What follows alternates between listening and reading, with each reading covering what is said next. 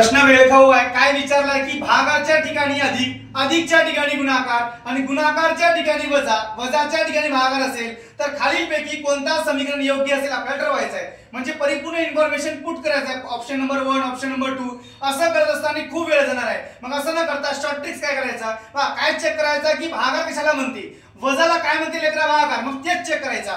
बघा इथं वजाबाकी आहे, इथं जर मी भागाकार ठेवलं तर 10च्या बऱ्याच 4 येत नाही, म्हणजे पॉइंट मध्ये उत्तर येईल. पर्याय नंबर पहिला कटला, कारण माझा उत्तर पॉइंट मध्ये नाहीये, 18 आहे. बघा पर्याय नंबर दुसरा, इथं वजाबाकी आहे, जर या वजाच्या ठिकाणी मी भागाकार ठेवलं, सांगितलंय ना वजाच्या ठिकाणी भागाकार ठेवा.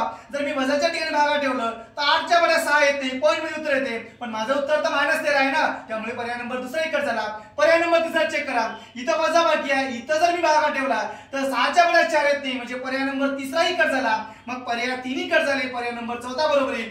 हे जशा तसे इन्फॉर्मेशन पुट करण्याचा प्रयत्न करा, गॅरंटेड 16 उत्तर येते. संपला कार्यक्रम.